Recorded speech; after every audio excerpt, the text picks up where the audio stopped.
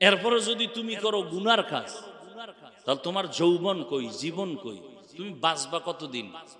তোমার আসল যৌবনের সময় তুমি জীবনের আরামের ঘুমকে নষ্ট করে ফেলতেছো। তোমার ভবিষ্যৎ সব অন্ধকার, সবটাই অন্ধকার। তুমি তো কাজী নজরুলের প্রতিভা নিয়ে চলতেছো। তুমি মরে যাও, তার ইতিহাস রচিত হবে বাংলার জমিনে। তুমি ডাক্তার হও, আমি বলছি না তুমি আমগো মতো হুজুর হয়ে যাও। ডাক্তার হও, ইঞ্জিনিয়ার হও, কলামিস্ট হও, সাংবাদিক হও, প্রফেসর হও, তবে বেয়াদব হইও না, আদর্শবান হও। এক ডাক্তারের লেকচার 42 মিনিট শুনলাম। রসুলের একটা হাদিসের শব্দ দিয়া লেকচার দিছে 42 মিনিট। তুমি এমন ডাক্তার হও যে তোমাকে শুধু এই এলাকাবাসী চিনবে না, আন্তর্জাতিক মহলে তোমাকে অফার করে নিবে। প্রফেসর হও এমন, তোমাকে 10 মিনিটের জন্য লেকচারের জন্য তোমাকে হায়ার করে নিবে। শিক্ষিত মানুষ তোমার বক্তব্য শুনবে। তোমার মধ্যে কি নাই? আছে, আল্লাহ দিছে সব, ধরে রাখো, জবাই করিও না। একটা মোবাইলকে কেন্দ্র করে বলো তো, এই মোবাইলকে কেন্দ্র করে মায়ের সাথে কি পরিমাণ বেয়াদবি করেছো, বাবার সাথে কি পরিমাণ বেয়াদবি করেছো, শিক্ষকের সাথে কি পরিমাণ বেয়াদবি করেছো, শুধু এই মোবাইলকে কেন্দ্র করে। তোমার জিন্দেগি কি শুধু বেয়াদবির উপরেই স্থির? মানুষের অভিশাপ পাওয়াটাই তোমার জীবনের সফলতা? কি করেছো তুমি? গোটা দুনিয়ার নেতৃত্ব দিবা তুমি। দেশ আমার, জমিন আমার, আল্লাহ আমার, কোরআন আমার, নেতৃত্ব তো আমি দিব, মুসলমান দিবে। মুসলমানের সামনে পৃথিবীর কেউ চোখ তুলে কথা বলার সাহস পাবে না। মুসলমান তো ওই জাতি, আর সেটা নেতৃত্ব তো আসবে যুবকদের হাতে। যুবক যেদিকে ধাবিত হবে ওদিকে বিজয়ের মালার আওয়াজ চলবে। ও যুবক, তোমার ভিতরে প্রতিভা আছে, তোমার মধ্যে এমন কিছু আছে যে কিছু দিয়া তুমি গোটা পৃথিবীটাকে নেতৃত্ব দিতে পারবা, এটা তোমার মধ্যে আছে। আমার বাংলাদেশ যদিও বিশ্বের মানচিত্রে অত দামি না, কিন্তু আমার বাংলাদেশের মধ্যে এমন কিছু আছে মানুষের মেধার ভেতরে গোটা দুনিয়ার মধ্যে সর্বোচ্চ সম্মানের জায়গায় বসতে পারবে, সেই বরকত এই বাংলাদেশে আছে। কিন্তু তুমি নিজে জবাই করতেছো নিজের হাত দিয়া, চুরি ছাড়া, ইনডাইরেক্ট।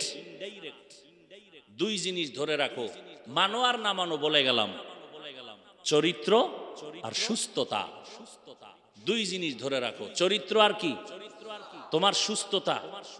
তুমি চরিত্র ভালো, সব ভালো, কিন্তু অসুস্থ, তোমার কেউ ডাকবে না। তোমার বাড়ি আছে, গাড়ি আছে, টাকা আছে, তুমি অসুস্থ। ডাইনিং টেবিলে তোমার হরেক রকম খানা, গোশত 13 ধরনের, হরিণ, উট, দুম্বা, গরু, ছাগল, ভেড়া, বকরির গোশত, মাছ, কয়েক ধরনের মাছ তুমি দেখতেছো কিন্তু খাইতে পারতেছো না। ডাক্তার বলছে রেড সিগন্যাল লাগানো, খাইলেই মরবি। তাহলে ডাইনিং এ এত মাছ তরকারি রেখে কি লাভ হবে? সুস্থ থাকো, সুস্থ থাকো। সুস্থতা অমূল্য নেয়ামত। আর এই সুস্থতা ধ্বংস হয়ে যায়। গোটা দুনিয়ার চিকিৎসা বিজ্ঞানীরা, স্বাস্থ্য বিজ্ঞানীরা একমত, আল্লাহর দেওয়া রহমতের ফ্রি একটা ঔষধ আছে মানুষের সুস্থতার জন্য, রাতের ঘুম। রাতের ঘুম আল্লাহর দেওয়া ফ্রি, তোমার শরীরের মহা ঔষধ। এবার তুমি যে ঘুমাইবা, ঘুম কোন ঘুম? প্রথম রাতের ঘুমও নয়, শেষ রাতের ঘুমও নয়, মধ্যরাতের ঘুম, 10টা থেকে 1টা 2টা, এই টাইম ঘুমাও। তোমার স্বাস্থ্য হাজার রোগ থেকে নিরাপদ থাকবে। তুমি তো এই ঘুমকে নষ্ট করতেছো। আমি হাফিজুর রহমানও রাত্রে ঘুমাইতে পারি না, তবে আল্লাহর কাছে মাপ চাই। আমি তো ওয়াজ মাহফিল করি, তুমি কি করো? তুমি তো মোবাইল নিয়ে সারা রাত কবিরা গুনাহ করো। ওলামায়ে হযরতদের ইজ্জতকে আল্লাহ বেশি বেশি বাড়ায় দেন। ফেসবুকে লেখার দ্বারা, মিডিয়ায় অপপ্রচারের দ্বারা যারা ওলামায়ে কেরামদের ইজ্জতকে ছোট করার ষড়যন্ত্র করে, আল্লাহ ওদের হেদায়াত দান করেন। আল্লাহ পাকের ইলম ও কুদরতে যদি হেদায়াত না থাকে, কুদরতের দ্বারা আল্লাহ ওদেরকে দমন করে দেন।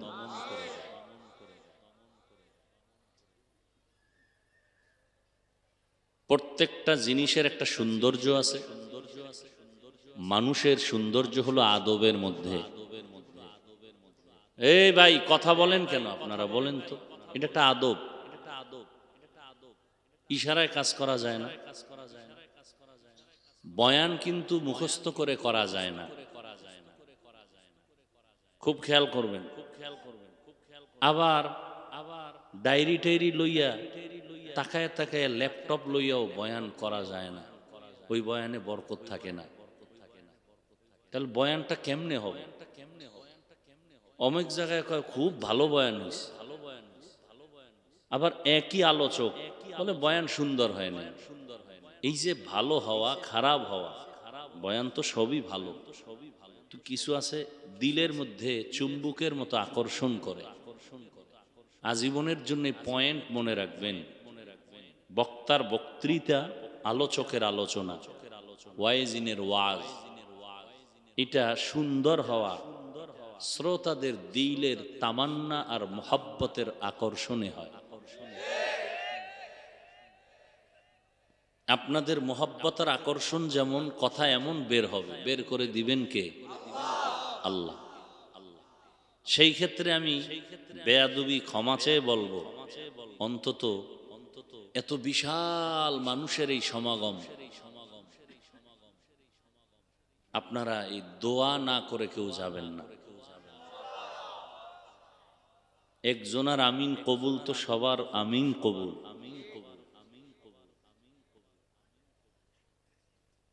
জীবনের সব থেকে পাওয়ারফুল পুঁজির নাম দোয়া।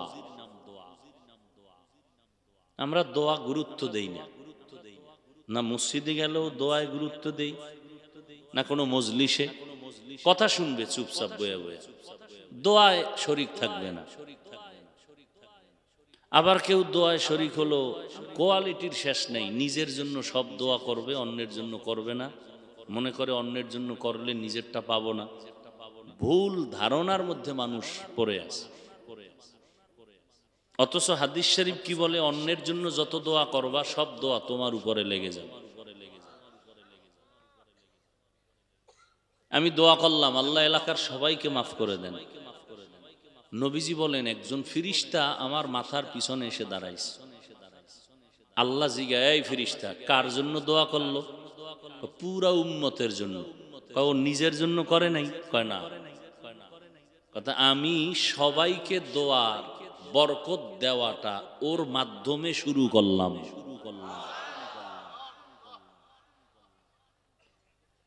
মানুষের ধারণা উল্টা পাল্টা। মসজিদের ইমাম সাহেবের কাছে জুমার দিন দোয়া চায়, তো একজনকে হুজুর আব্বার জন্য একটু দোয়া করবেন। মনে মনে নিয়ত করছে 500 টাকা হাদিয়া দেব।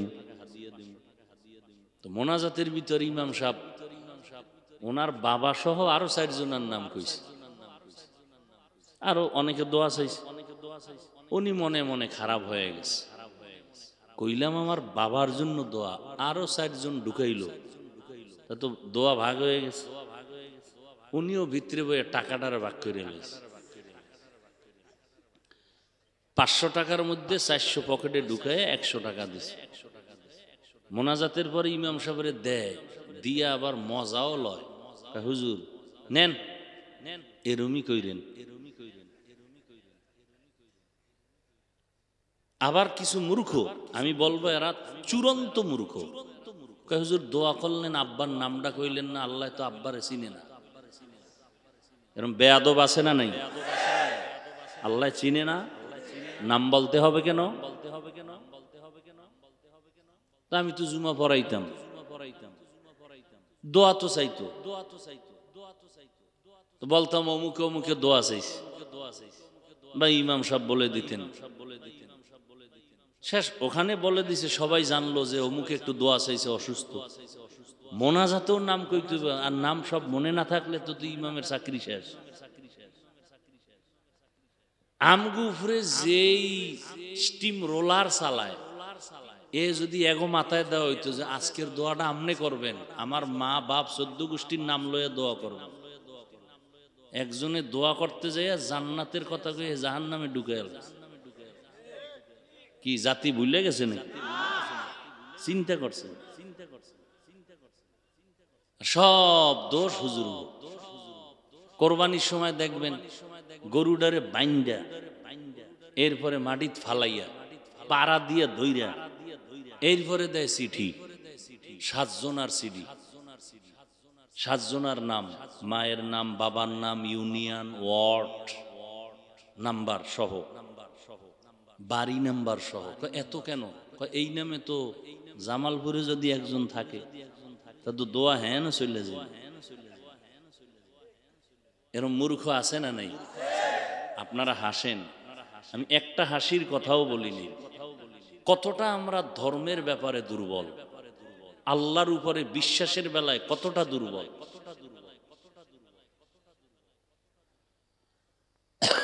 এই জন্য দোয়ায় শরীক হওয়ার চেষ্টা করবেন।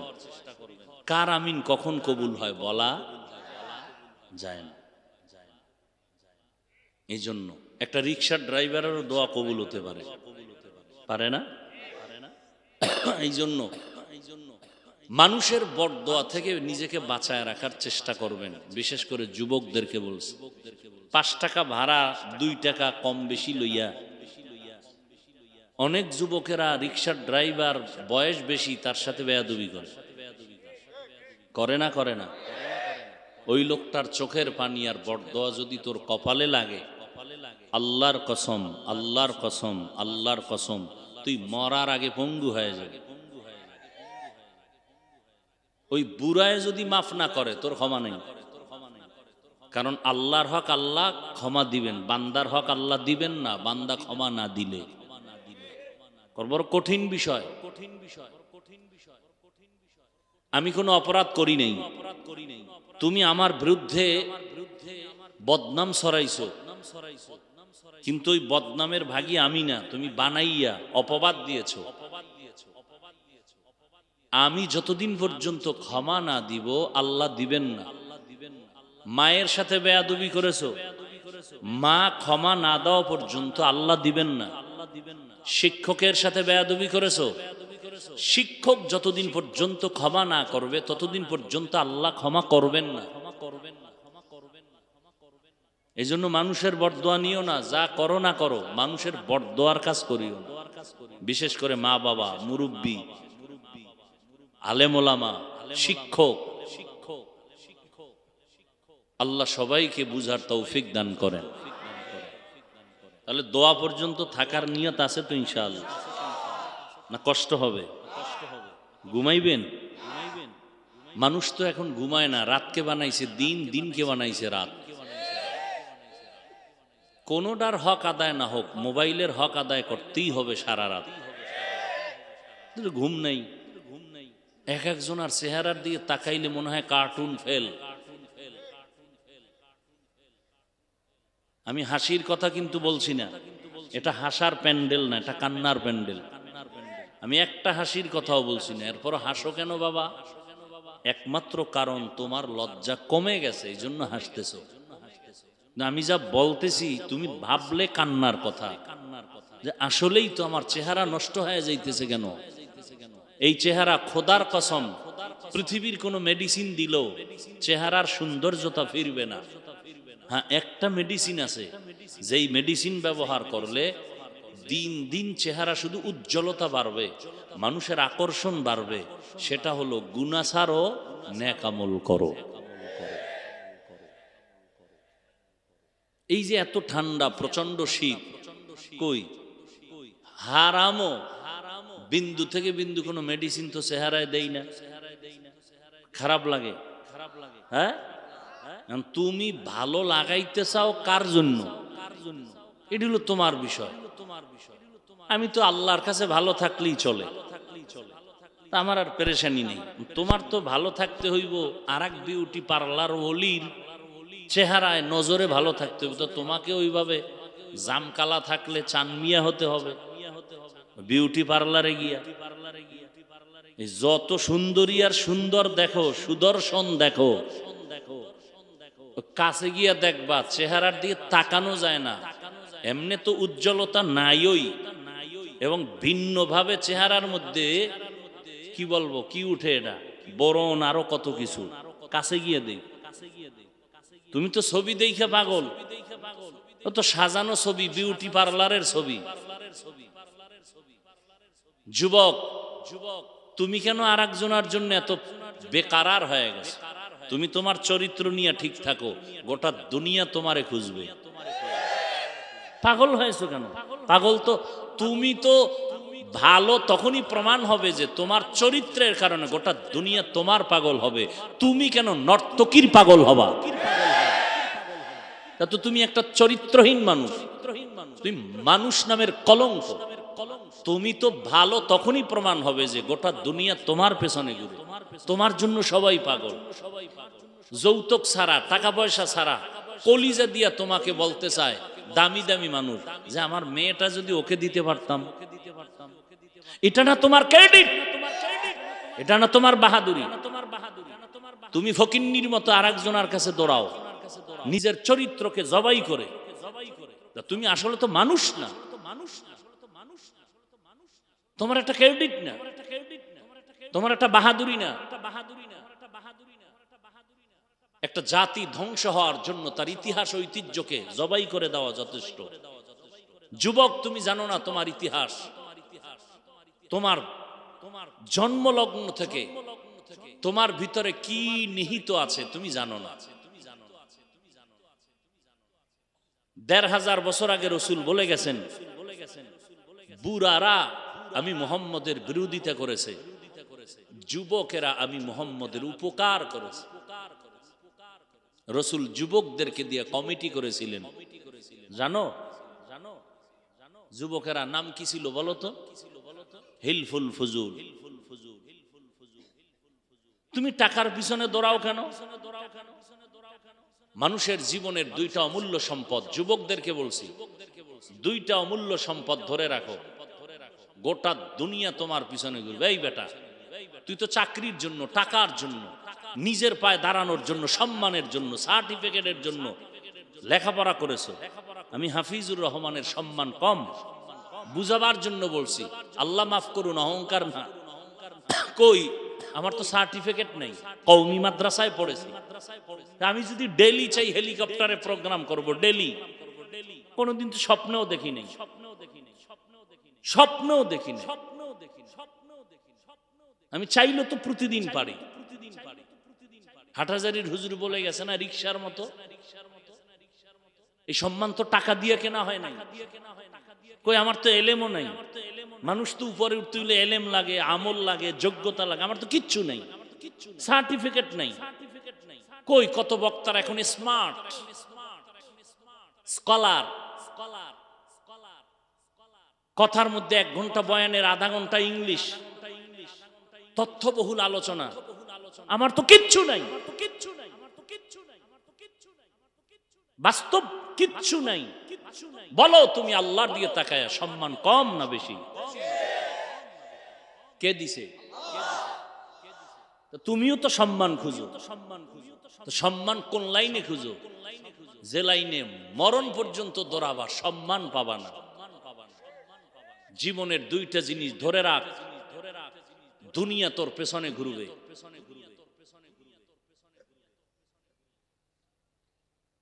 ডিসি সাহেব লোক পাঠায়, এসপি সাহেব লোক পাঠায়, এমপি মন্ত্রী টেলিফোন করে, হুজুর আমার একটা তারিখ লাগবে। বলছি এবছর খালি নেই, আগামীতে সুযোগ নেই। আপনি যখন দেন, জোহরের পরে, হেলিকপ্টারে, যখন দেন। কই, তোমরা তো অনেক বদনাম শুনো, এতগুলো মানুষ ঢাকার শহরে, এত বদনাম। আমার একটা লোক দাঁড়ায় বলো তো, আমার যত বদনাম শুনছো একটা দলিল তোমার কাছে আসেনি? একটা প্রমাণ নিয়ে দাঁড়াও। শুধু শুধু বাতাসে শুনতেছো, কন্টাক্ট করি, কন্টাক্ট করি। কন্টাক্ট ছাড়া যদি মাওলায় দেয়, আমার কন্টাক্টের দরকার কি? ধনীকে বানায়, গরিবকে বানায়। তা আল্লাহ ধনী বানাইলে তোমার জ্বলে কেন?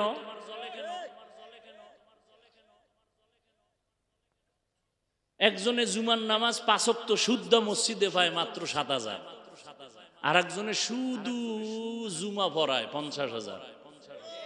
নাই? তুমি কি বলবা ওই ব্যক্তির জুমা সঠিক না? সবকিছুর মূলে সম্মানকে দেয়। একজনে বলে এর কণ্ঠ ছাড়া কিছুই নেই। কণ্ঠ তোর বাবায় দিছে? কণ্ঠকে দিছে? তা আল্লাহ দিলে তুমি এটা নিয়ে সমালোচনা করো কেন? আল্লাহর দেওয়া নিয়ামতের শুকর আদায় করবা। হ্যাঁ, কেউ যদি কণ্ঠকে, আল্লাহর দেওয়া নিয়ামতকে অপব্যবহার করে তাহলে তাকে ডাকো, বুঝাও।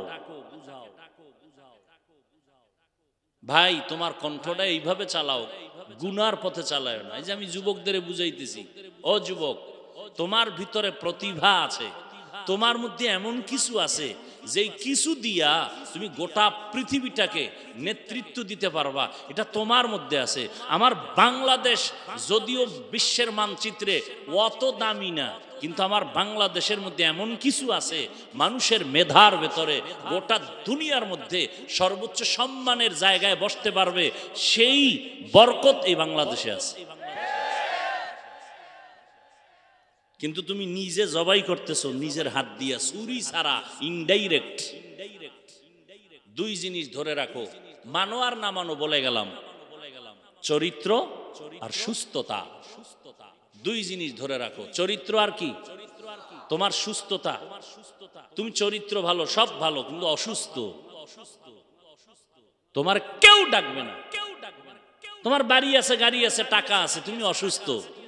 ডাইনিং টেবিলে তোমার হরেক রকম খানা, গোশত 13 ধরনের, হরিণ, উট, দুম্বা, গরু, ছাগল, ভেড়া, বকরির গোশত, মাছ, কয়েক ধরনের মাছ তুমি দেখতেছো কিন্তু খাইতে পারতেছো না। ডাক্তার বলছে রেড সিগন্যাল লাগানো, খাইলেই মরবি।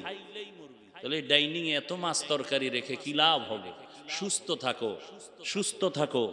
সুস্থতা অমূল্য নেয়ামত। আর এই সুস্থতা ধ্বংস হয়ে যায়। গোটা দুনিয়ার চিকিৎসা বিজ্ঞানীরা, স্বাস্থ্য বিজ্ঞানীরা একমত, আল্লাহর দেওয়া রহমতের ফ্রি একটা ঔষধ আছে মানুষের সুস্থতার জন্য, রাতের ঘুম। রাতের ঘুম আল্লাহর দেওয়া ফ্রি তোমার শরীরের মহা ঔষধ।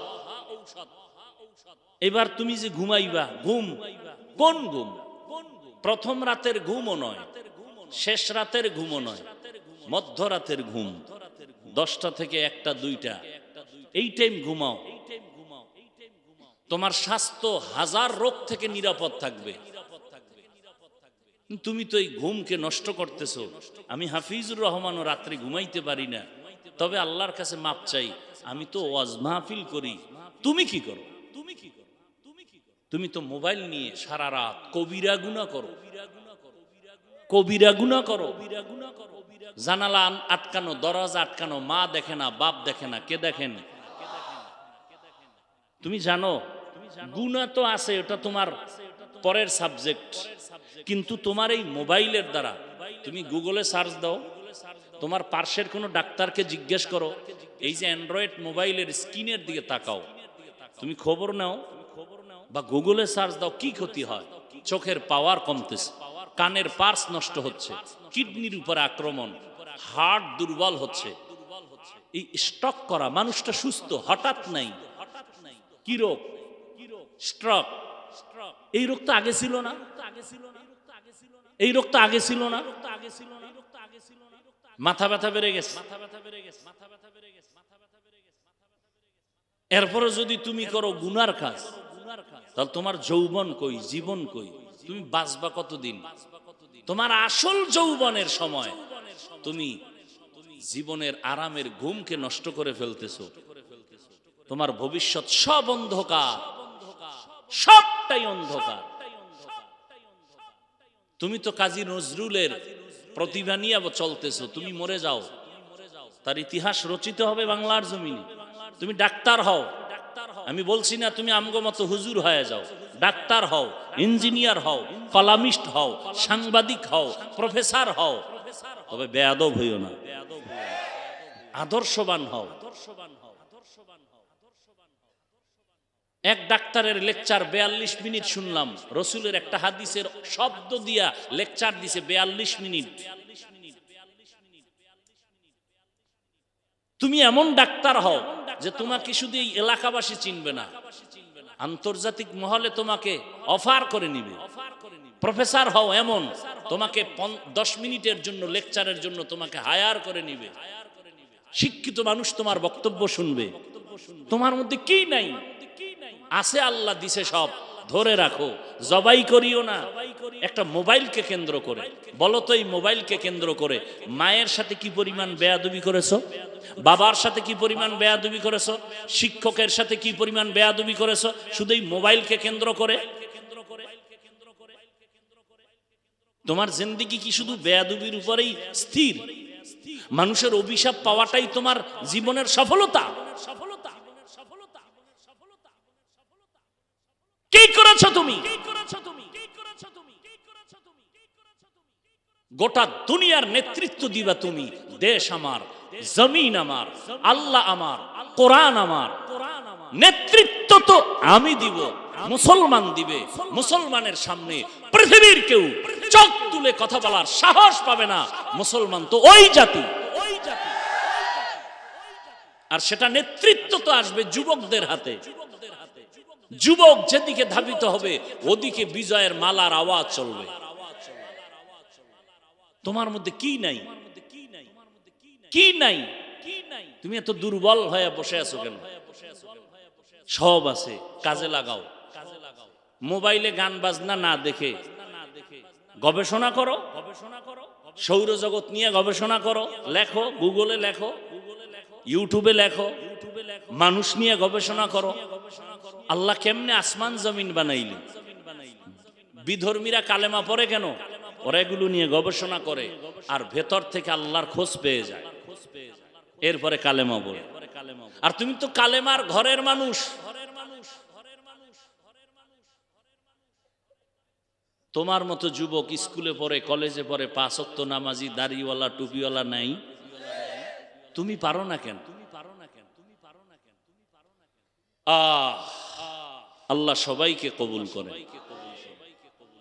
আমি মরণ্য আয়াত পড়ছি আজকে, যে আয়াত সবাই জানে। জানেন না? কি পড়ছিলাম মনে আছে? পড়েন তো। মিনহা খালাকনাকুম ওয়া ফিহা নুঈদুকুম ওয়া মিনহা নুখরিজুকুম তারাতান। এই আয়াতটা কখন পড়ে? মানুষের শেষ বিদায়ের আওয়াজ, শেষ বিদায়ের আওয়াজ।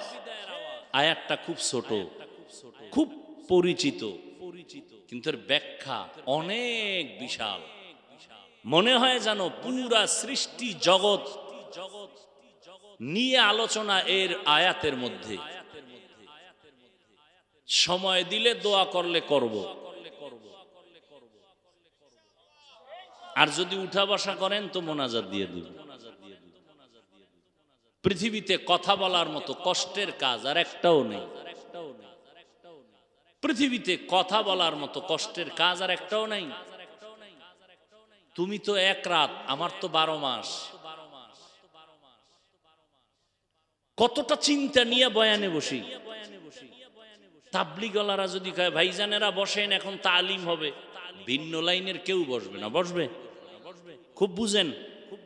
আওয়ামী লীগওয়ালারা যদি বলে আসো আজকে এখানে কথা হবে, বিএমপি আইব, বিএমপি না। আমি বৈশা চিন্তা করলাম এই মাঠটা কেমন মাঠ, কেমন প্যান্ডেল, সব লাইনের মানুষ হাজির। যে আমারে গালি দেয় হেও সিফাগল্লিতে দাঁড়ায় রয়েছে, কি কয় শুনি। নাই, আওয়ামী লীগ আছে, বিএমপি আছে, তরিকার লাইনে যারা আছে, এমন একটা লাইনের মানুষ নাই যেখানে নেই। আছে না নেই? চিন্তা করলাম, আওয়ামী লীগ ব্যানার টানাইলে বিএমপি থাকে না, বিএমপি ব্যানার টানাইলে আওয়ামী লীগ থাকে না, তাবলিগের ব্যানারে ভিন্ন কেউ যায় না। এটা কেমন ব্যানার? সবাই আসছে। কেন আসছে? টাকা দেওয়া হবে। খানা দেওয়া হবে, বরং টাকা রেখে দেওয়া হলো কিছু দিনের জন্য। কেন আসছে? এই মানুষগুলোকে সিআইপি সাহেব যদি চান জমা করবেন, তো প্রথমত কৌশল তার আসা যাওয়ার গাড়ি দিতে হবে ফ্রি। লোভ দেখাইতে হবে 5,000 টাকা করে দিব, তারপরও অনেক লোক পাবেন, কিন্তু এই জান্নাতি মানুষ একজনও পাবেন না। কিছু গাঞ্জা করে বসবে যে 5,000 টাকা মানি 5 দিনের গাঞ্জা। এরপরে বসার জন্য ভিআইপি ব্যবস্থাপনা, ঠিক না? ভিআইপিদের জন্য ভিআইপি, যারা ভিআইপি না, নন ভিআইপি, এদের জন্য আলাদা। এরপরে ফাঁকে ফাঁকে একটু নাস্তা, নাইলে শেয়ারের বাড়ি কি। এরপরে এতগুলো মানুষকে নিয়ন্ত্রণের জন্য কত পুলিশ, কত র্যাব লাগবে নি। এরপরও যদি সিআইপি সাহেব ভয় পায়, তাহলে সর্বশেষ নিরাপত্তার জন্য কুত্তা। কথা কয় না, কারণ মানুষ বেঈমানি করতে পারে, কুত্তা বেঈমানি। আমি বানায় বলি কিছু, অবাস্তব হইলে আমাকে বলবেন। এগুলো লাগবে না? লাগবে। কিন্তু এটা কেমন প্যান্ডেল? একটা মানুষকে আসা যাওয়ার ভাড়া দেওয়া হবে, কোনো লোভ দেখানো হয়েছে? বসার বিছনাটা কত ভিআইপি। এই বিছানা যদি কোনো বিয়ার অনুষ্ঠানে দেয়, কি পরিমাণ জুতা খাবে। বাস্তব বলেন, সাক্ষী দেন। আপনি মানেন আর না মানেন, সত্য কথার সাক্ষী দেন। এরপরে কে ছোট, কে বড়, কে আলেম, কে মূর্খ, কে ধনী, কে গরিব, সব একাকার হয়ে বসে গেছে। যে বসার সিরিয়াল পায় না, সে দাঁড়ায় গেছে।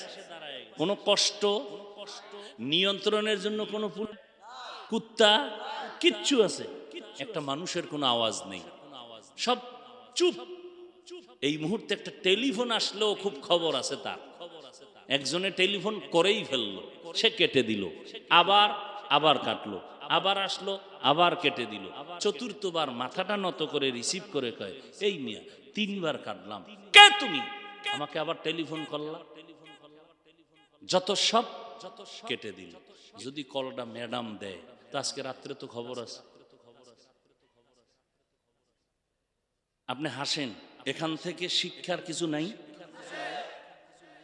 যে এতগুলো মানুষ টাকা ছাড়া আসে না, সব দলের লোক এখানে, সব লাইনের মানুষ এখানে।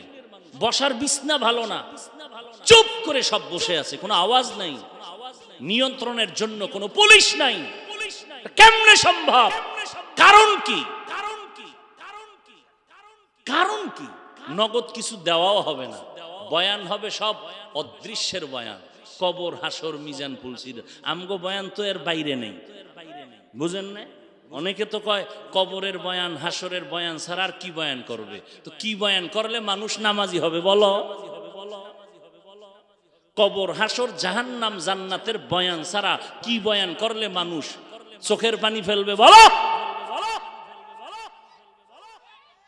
কোরআনের মধ্যে কি জাহান্নামের বয়ান নাই? জান্নাতের বয়ান নাই? কথা বলি না, চুপচাপ থাকার চেষ্টা করতেছি। একটা কথার যদি প্রশ্ন করি, জবাব দেওয়ার কোনো সাহস ওদের নাই। অন্তরে নেফাকিতে ভরা। আল্লাহ হেদায়াত দান করুন। এটা কেমনে সম্ভব? এর সংক্ষেপ জবাব, ১৫০০ বছর আগে পৃথিবীর শ্রেষ্ঠ রসুল রহমাতুল্লিল, তার আদর্শকে ফলো করার কারণেই এটা সম্ভব।